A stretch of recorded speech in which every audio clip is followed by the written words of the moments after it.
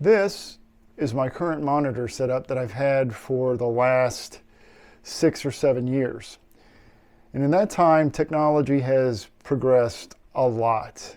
So it's time for an upgrade.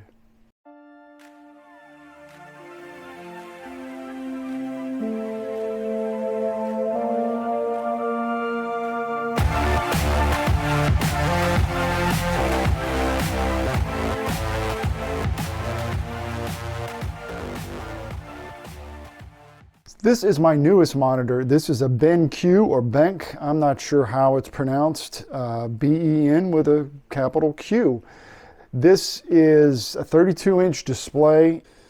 This one right to the left of it is my secondary display that I use for, I just keep my emails open and things of that nature that aren't as color critical. And this is an old Dell monitor. And again, this is a 30-inch, I believe. So here is my Spider 5 that I use for color calibration on all my monitors. So they are color calibrated as good as I can, but given the limitations of these monitors. So my goal when I was shopping for something to upgrade to was I would rather have one large monitor instead of 2 different panels. And the new curved monitors are really, really nice. They give you a lot more screen real estate, and they give you that, you don't have to really worry about the angle of the monitor because again, it's curved around you, and no matter which, where you turn your head, the distance between your eyes and that monitor is going to be the same. And I really like that. My wife got a curved monitor for her workstation, and I have to admit, I was a little jealous. So I went searching. It didn't take long to narrow the field down because there's not a lot out there that give me the color rendition that I want and the size that I was looking for. So here is what I picked up. And yep, you're reading that right. It's 49 inches. It's an Odyssey G9, and the box is just gigantic. And look at the size of it. It's crazy big.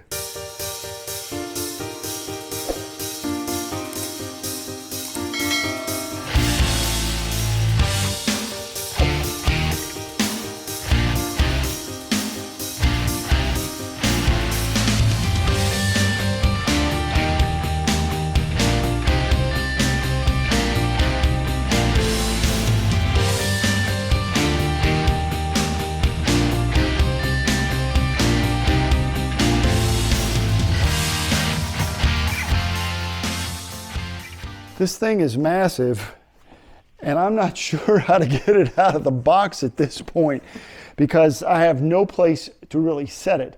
So what I think I'm not sure, like I say, I was going to maybe attach the stand to it so I could pull it out that way, but goodness, let me see what I can figure out. I'm gonna have to read the manual. So here are the instructions, and I'm glad I stopped when I did because it's exactly right. They want you to like assemble it while it's still in the box, as you can see. And then you're going to attach the stand and then stand it up and pull the box off of it. Let me get some tools and see if I can't put this thing together.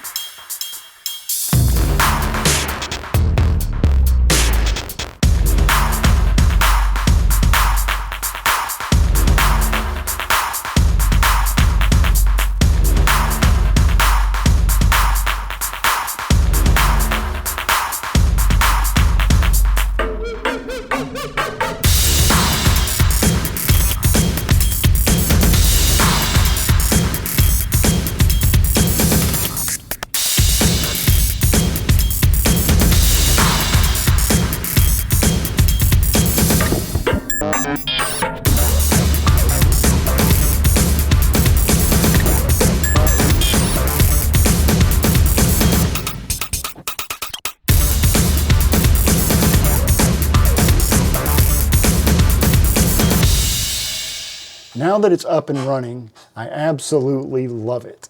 Even before I calibrated the monitor, it looked fantastic.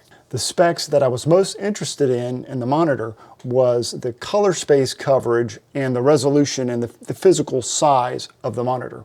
Really large monitors, when you get above 27 inches is what I'm talking about, you have to be careful that the resolution doesn't get, it keeps pace with the size of the monitor. And what I mean by that is you've seen 55-inch or 75-inch televisions that are 4K and you think, well, those look great. But the problem is, if you were trying to use that as a monitor, you're so close, those pixels are going to be really big because 4K is not that much resolution for a space that large. The spec to think about is pixel density. How many pixels are there in a small space? And that's why some of your iPhones and some of the smaller displays that have that incredible pixel density, it's indistinguishable from what your eye sees. It's incredible. So the Samsung G9 is a 32:9 aspect ratio, so it's really, really wide. It's considered a 5K monitor, which is obviously more pixels than a 4K monitor. It's 5,120 pixels by 1,440 pixels. The G9 covers 92% of Adobe RGB color space and 95% of the DCI P3 color space, which is what's used in video. And both of those specs are much better than the two monitors that I had previously. As a photographer, one of the most important things you want to be thinking about if you're serious about printing your work or in your editing process is that your monitor can at least cover 100% of the sRGB color space. And if you can afford it, you want it to be able to cover 100% of the Adobe RGB color space. Now that's easier said than done unless you have really deep pockets, or deeper pockets I should say.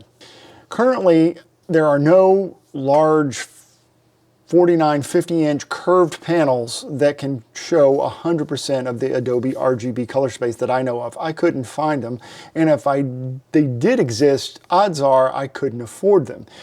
When you start looking at professional monitors that do cover 100% of the Adobe RGB color space, you're looking at monitors that start around $2,000 and can easily top $4,000 before you even start trying. And if you think those are for really large panels, you'd be wrong. Those are for like 27 to 30, 32-inch displays, which is not bad as far as the size go, but these are for HD panels like 1920 by 1080 or 4K panels. In my opinion, unless you work for a company or have a client that is dealing with exact, accurate color that has to be perfect, like the McDonald's logo has to be this yellow and this red, or the company brand is a specific color that has to be replicated or photographed and printed to be absolutely spot on, you don't have to worry about being that deep in the weeds. As a landscape photographer, I want my colors to be true, but nobody's going to be able to check that my orange sunrise is a little bit off from what it actually was when I saw it. I want to have my monitor calibrated so that I've got my shadow detail and my brightness and my highlights and the shadows and then the colors, so that I don't have a color cast because I'm working in an office that have lighting in it that is probably not color corrected. And because of that, I calibrate my monitor. And I want it to be able to show as much of that color space as I can get. But if I'm missing 5 or 3% or 6% of it, it's probably not going to make any difference for me. And I wanted to share that if you are interested in the Samsung G9 right now, Samsung at the time of this video has it on sale on their website for $899. That's 40% off the normal price. It's an incredible deal for this monitor. It's absolutely insane. That was another reason that I just jumped on this as quick as I did, because it was the price was too good to pass up. 40% off, $899, and if I remember right, it was free shipping. I'll leave a link to the monitor in the description below so you can check it out. So now that I've actually had this monitor on my desk for a few days and I've had a chance to use it and use Photoshop with it and do some video editing on it and do some just normal office day-to-day business and a little bit of gaming, yeah, it's a little bit of gaming as well, I will never go back to something that's smaller and is not a curved monitor. The size and the desktop real estate and how seamless it all works together is absolutely a game changer. And it's so much better than having two displays butted up against one another. And that said, you might have noticed in my video of showing you the monitor that there's something else over to the left. And it's my old BenQ or BenQ, however you say it, monitor. I just couldn't let it go to waste. And so I added it as a secondary display, and I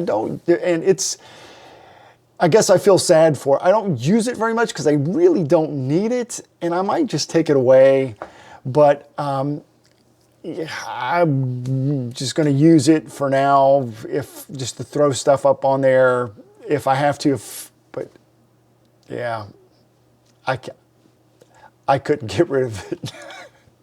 Besides, you can never have too much screen real estate, can you? So that's going to wrap up this week's video. I hope you liked it. I hope you're starting maybe to think about your monitor situation and what to look for if it's time for you to upgrade. I highly recommend that you do upgrade your monitor system if you are using a very old display that is probably way too bright and not calibrated and is unable to display even a portion of the sRGB color space.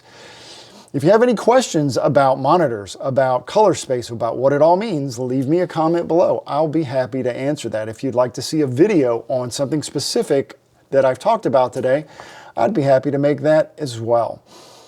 Anyway, I hope you liked it. I hope you got something out of this week's video. Don't forget, like, subscribe, click that notification bell so you get updated whenever I release a new video.